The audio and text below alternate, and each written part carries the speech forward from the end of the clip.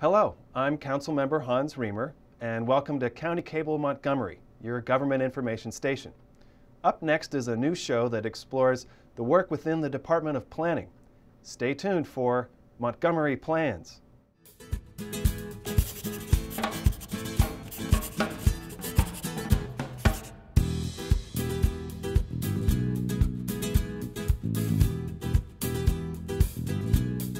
Thanks for watching Montgomery Plans. I'm Michael Brown. We are here to bring you the most up-to-date information on important land use issues facing those who live and work in Montgomery County. Up first, the top news-making decisions of the Montgomery County Planning Board. And for that, we turn to Susan Kennedy.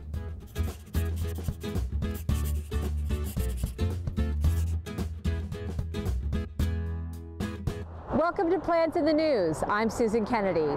We're here with a summary of the top news of the Montgomery County Planning Board for this edition of Montgomery Plans.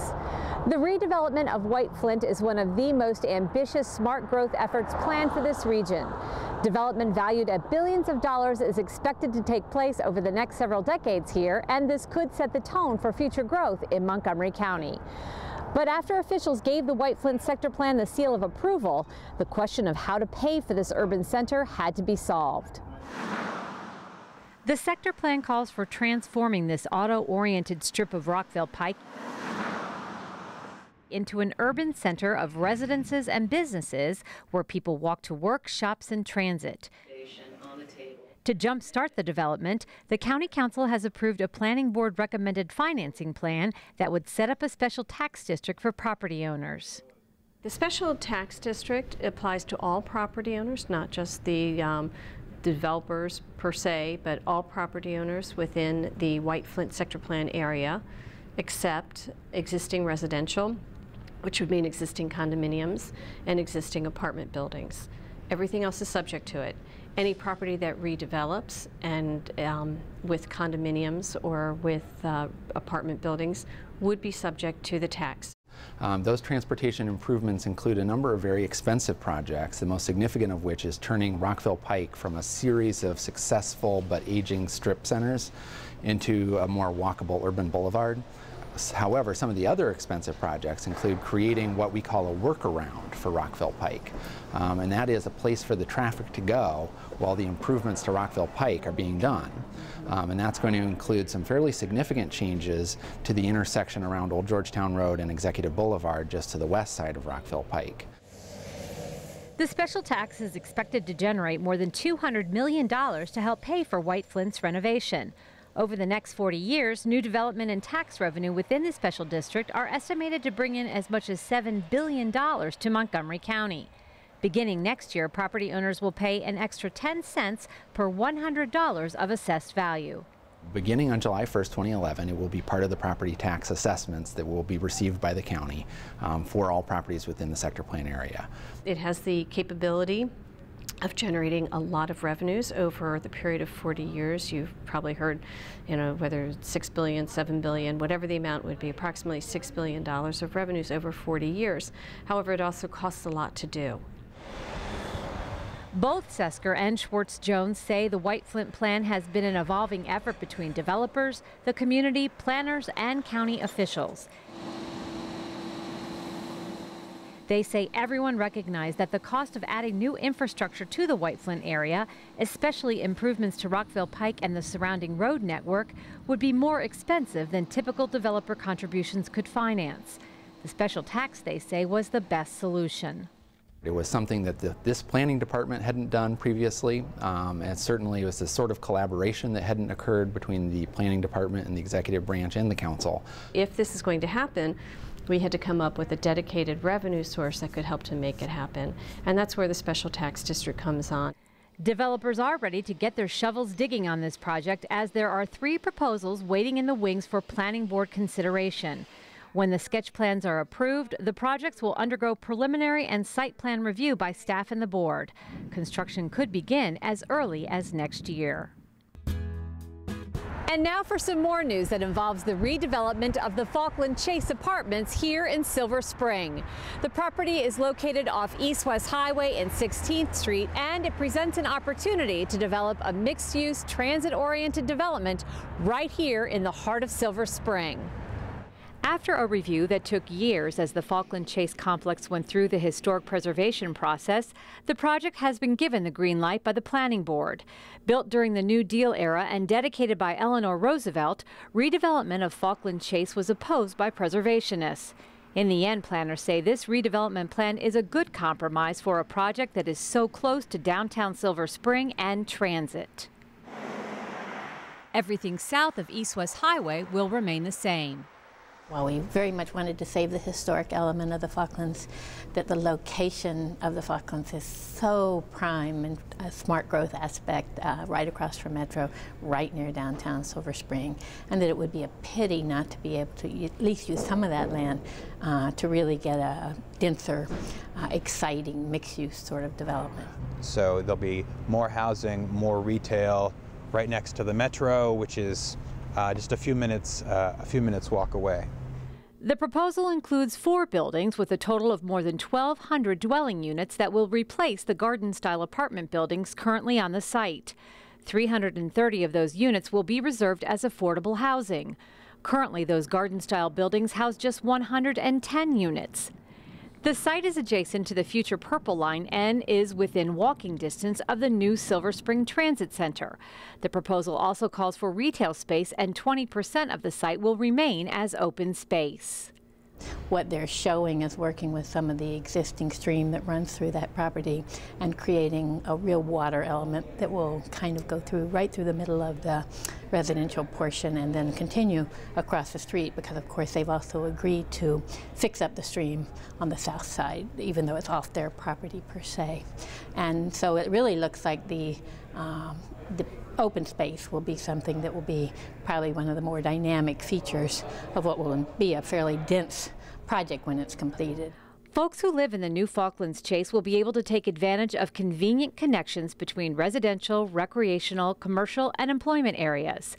The proposed development meets these goals by offering a diverse base of housing and retail at the edge of the central business district in an area that is currently dominated by residential uses.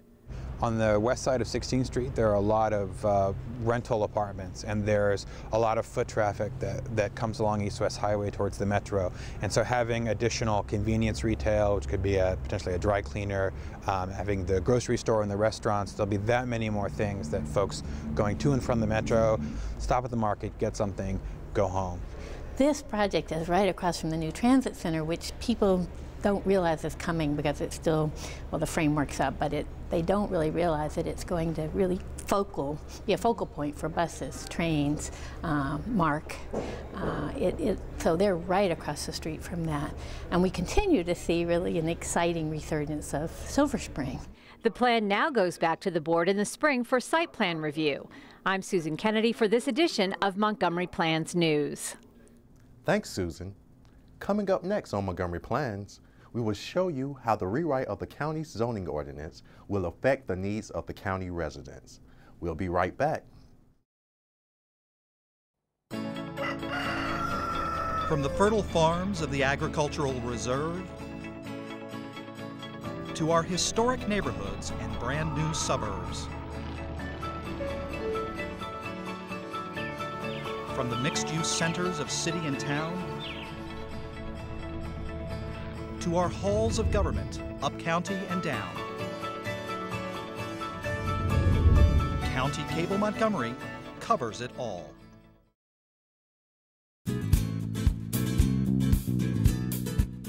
Welcome back to Montgomery Plans. Montgomery County planners have undertaken a comprehensive rewrite of the county's zoning ordinance. In concert with a team of consultants and a public steering committee, planners are working to simplify a complex, outdated code to reflect the changing needs of our residents. The new code is expected to consolidate similar zones and improve the quality of development.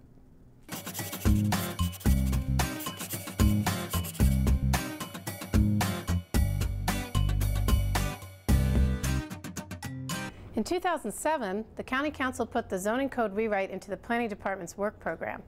Since then, the department hired consultants to work closely with our zoning team to develop draft sections of what will become a new code for the entire county. The first few sections have been drafted and more are on the way. When all of the drafts are in, planners will consolidate the sections into a comprehensive document for review by the public, the Planning Board, and ultimately the County Council. Recently, I sat down with Planning Board Chair Françoise Carrier to learn more. The zoning code rewrite project was already underway when Françoise Carrier took the helm of the Planning Board last summer.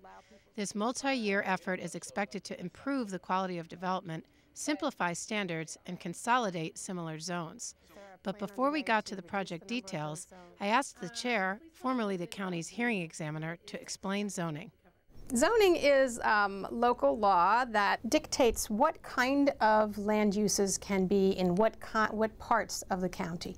So the county council sets up our zones to tell us this area can have single-family houses, here you can put townhouses, and then businesses can go in this part and over there and over here. So it basically divides up the county into areas in order to have an orderly system of land use so that we have uses near each other that are compatible, and we don't have industrial uses that back up right up to somebody's house. We have more detailed rules under each zone that describe, for instance, how close your house can be to the side lot lines. And for townhouses, same thing, and you'll have rear lot lines so that you have a minimum amount of space between buildings. Those rules are different for businesses, and for houses, again, it takes the context into account. Also the height of structures. Typically the zones set a limit on the height so that you don't end up with a big high-rise next to a small house. We try to avoid that kind of juxtaposition. So basically, zoning brings order to how land is used. But our current zoning ordinance creates disorder among residents and professionals alike. Since the last rewrite in 1977, the number of zones has nearly tripled from 31 to 120, specifying over 400 land uses. It's over 1,100 pages long with very small type and lots of footnotes. It has become unwieldy. There are things that are ambiguous and things that are contradictory. Mostly, there's a very high level of complexity. If you really want to figure out what can be done on a particular piece of land, it's not enough to go to the most obvious section, because there may be several other places in the zoning ordinance that are going to affect the ultimate decision of what can be done. Simplifying the code is one of the main goals of the rewrite project. To do so, planners recommend reducing the number of zones.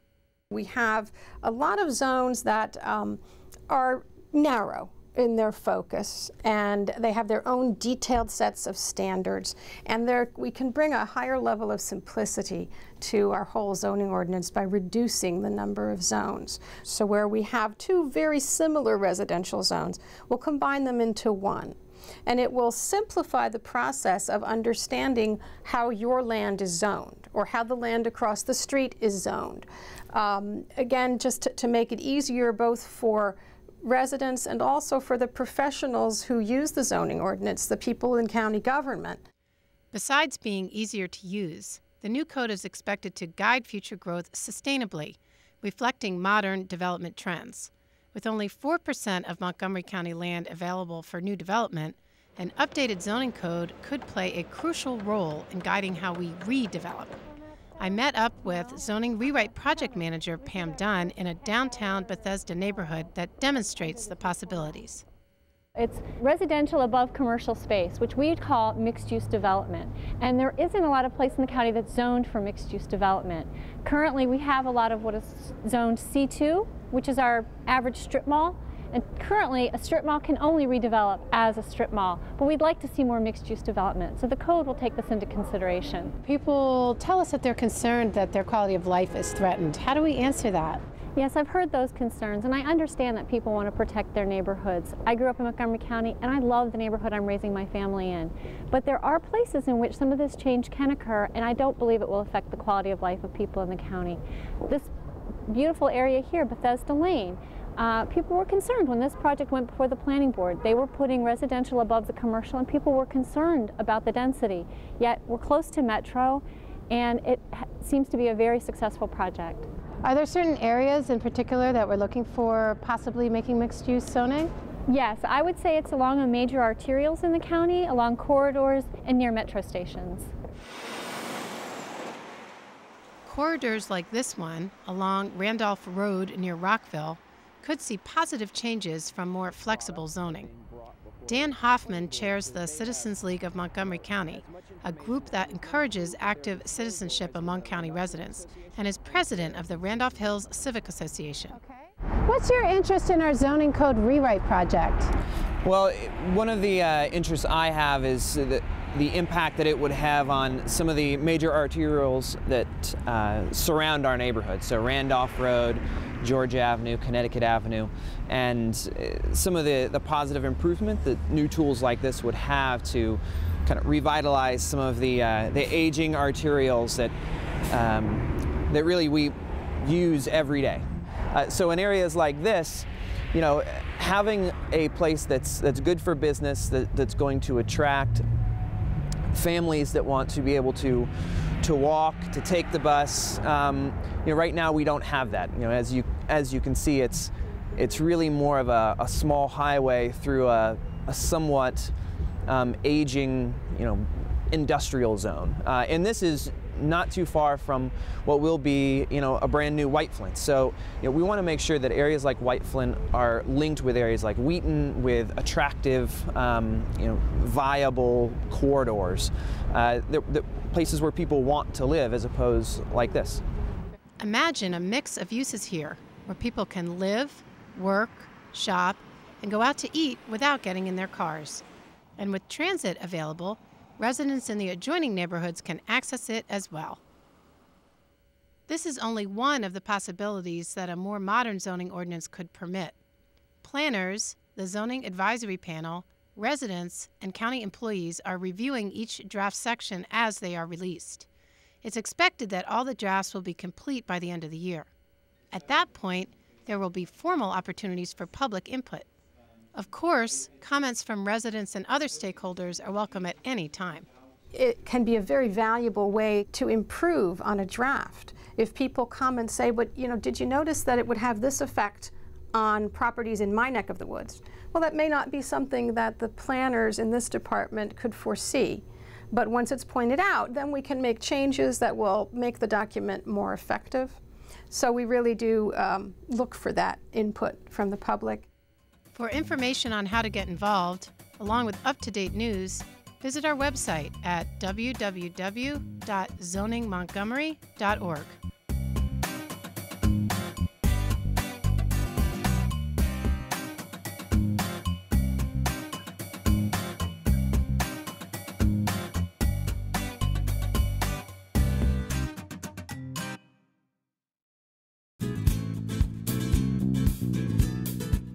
We're in Burtonsville, the most eastern part of Montgomery County, and we're getting set to take a tour of the new neighborhood plan coming up on Around Town.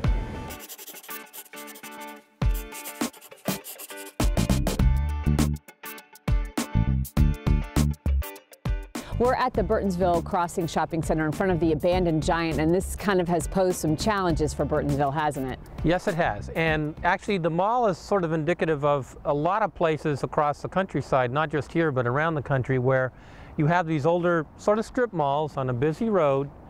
You're only getting traffic in here if people are driving. And as you'll see as we pan through here, there are a lot of vacancies. We see the available sign right over here, and there's a few of them along the frontage, and often what happens when you lose your main anchor, like a Giant grocery store, other businesses will start to fall because you don't have the same amount of traffic coming through the shopping mall on the Saturdays, etc., that the anchors tend to draw. So what are we going to do here? Are we going to try and bring in a new anchor here to keep these businesses along here vibrant and operable? Sure. The county is looking, the county executive is looking to see if they can get some new tenants, but there are assets here. You've got the cleaners, haircuttery, everybody needs a haircut. You've got 2 beer and wine stores, a little more than normal. You've got the ICC moving in now. You've got the park and ride behind us, or behind the mall. The thought about this is tied into the park and ride behind where you have a good number of people. And the mall, unfortunately, is only facing in one direction. If they opened up, created maybe a connection through the middle into the park and ride, maybe they could draw people in there when they're before they're going home at night, they want to pick something up, and use that as an anchor to try and see if we can attract different types of tenants in here. Because right now you cannot have mixed uses here. Could we look at doing something at the front that's maybe 3 or 4 floors where there's more things going on than just the retail, and then move your successful tenants into that space and then redevelop the space that's behind it? And this is what we're seeing happening in other strip malls or strip commercial areas in the county. Now we're turning onto this strip on 198 here. Roland, what is the goal here? A lot of businesses along here that, from my understanding, might be suffering. What do we do in a situation here? You know, it's not an environment where they want to get out and move about. You've got a lot of parking in front of the businesses. You don't have a lot of population density around this part of Burtonsville proper. It's very low density, very spread out.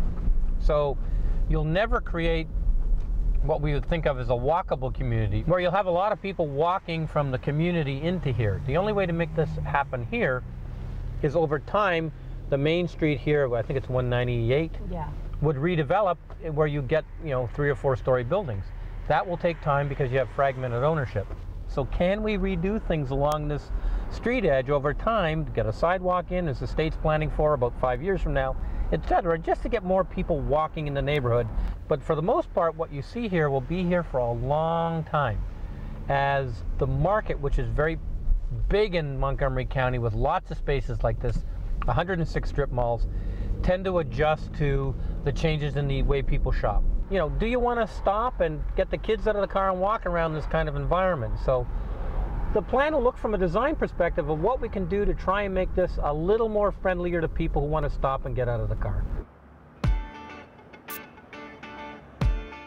So this is the new Burtonsville Town Square. Is this typical of what we're seeing in other neighborhoods throughout the county as far as a town square is concerned? The real thing that's happening in these kinds of developments across the country is a lot different than what we see here. They're more lifestyle villages where you have multiple stories with people living, shops, office, and they only have to be 3 or 4 stories, as we talked about earlier. There is really no place where you see a focal point. So it's not very successful in that point. This is basically just a strip mall with outlots. Okay, and the parking, you said there's a lot of parking here. Typically, we don't do much underground parking in these areas, do we? No, underground parking is expensive, but it is being done in other parts of the country. But you need more density to help you offset those costs. But remember, when you get a big floor plan like Giant, they like to have the parking in front of the store, whereas if you push harder and you can get a different arrangement. But even as we saw over across the street at the other mall, you've still got a lot of vacancies. Now I realize this is new, we're in a down economy, but it does show you that this format doesn't always necessarily get you to where you want to go instantly. It will take time. And in about 5 to 10 years, we may see that the folks here may have wished they have done this a little differently for a longer, more sustainable type of commercial development with a built-in population of, say, office workers, etc. The good news is this is a big area, a lot of one-story buildings that could adapt to change in the future if necessary. You're right. And in that point, when you look at what a grocery store, 10, 15-year lease, some of the smaller places would have shorter-term leases, you could always look, as this area builds up, as we talked about earlier with the ICC, that maybe over time they could start to look at, well, can I do something different here? Well, that wraps up our tour of Burtonsville. We'll be back again next time, and maybe we'll be in your neighborhood.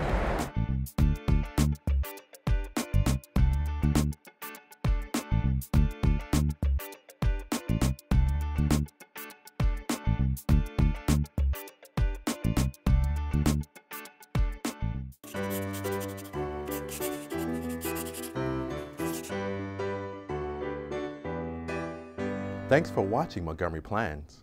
Our environment segment today takes us to a recently completed renovation that is green in multiple ways. Besides cutting-edge sustainable architectural features, the building is located in a commercial district in Bethesda, close to transit. It's greener still because it's a reuse, but that's not all. The building itself is the color green. Let's tour now, the Peary Point building. At the corner of Old Georgetown Road and Wilson Lane in Bethesda stands a striking 3-story modern structure that you can't help but notice. It's a stark contrast to its earlier incarnation, a dilapidated 1-story masonry building that most people refer to as the old vacuum cleaner repair shop. Despite being not much to look at, the building drew local architect Michael Bilal because of its style. It had a real simple, honest expression, harking probably back to early 30s industrial, modern type of look. Inspired, Bilal set out to expand and transform the original structure into something that's fresh. The result is the Perry Point building, a cutting-edge architectural gem that reflects 21st century sustainable ideals. To start with, reusing an old structure is kinder to the environment. It's because you don't have to expend the energy in demolishing, transporting the demolished elements, and constructing the new elements of the building. So in essence, that is green and sustainable. Its sustainability is enhanced by its location. It's close to transit in a commercial district, an important strategy for lowering our carbon footprint. Once inside, green features abound. It has many of the elements you would expect: an energy-efficient heating and air conditioning system, countertops made of recycled materials, low-flow toilets, and an exterior apron of permeable pavers to reduce water runoff. Some of the green features are distinctive, notably this exterior spiral staircase that serves as an emergency egress, something required in all buildings. Usually, those staircases are energy wasters. This one is not. It made it that much more sustainable because typically an egress stair has to be heated, cooled, and lit at all times of the day. And because this is an exterior stair, roughly 100 square feet of the building does not have to be conditioned as it would if it was embedded inside the building. Another element, which on the surface seems to simply be a design decision, is leaving all the ductwork, electrical conduits, and concrete floor exposed. It turns out that's not just for looks. By doing so, you're not covering up all of the infrastructure with a drop ceiling, you're not covering the floors up with carpet. So theoretically and in reality, you're saving a lot of energy because you're not harvesting, you're not transporting, you're not manufacturing, you're not installing all of these various materials. Bilal settled on the green hue because of his window selection. The windows only came in certain colors, and green was his preference. The rest of the building was painted to coordinate. But the choice of windows wasn't just an artistic one. Some of the windows are operable to allow cross ventilation in the swing seasons. We also have solar louvers on the southern exposure to protect the unwanted infiltration of sun, high altitude sun in the summer. Also, we've maximized our glazing around the entire perimeter of the building for optimal daylighting, which really helps cut down on electrical consumption. Building sustainably doesn't just help the environment, it helps attract tenants. Artist Elise Harrison located Gallery Neptune here because of the building's environmentally friendly design. The floors being polished concrete make it very easy to clean up after I've had a group of children in here. We've got great lighting in here with the pendant lights and the compact fluorescents that give a smooth, even flow of lighting in here. The heating and cooling system feels very healthy. You feel like the air itself is clean. Having windows to open, I think, is huge. And in moderate temperatures, I feel the wind coming through. I feel the sunlight coming in. I feel, very appropriately for an art-based business, I'm elevated. Well, that is going to do it for this edition of Montgomery Plans. Join us again next time when we bring you more information on the planning decisions that affect life here in Montgomery County. I'm Michael Brown. Thanks for watching.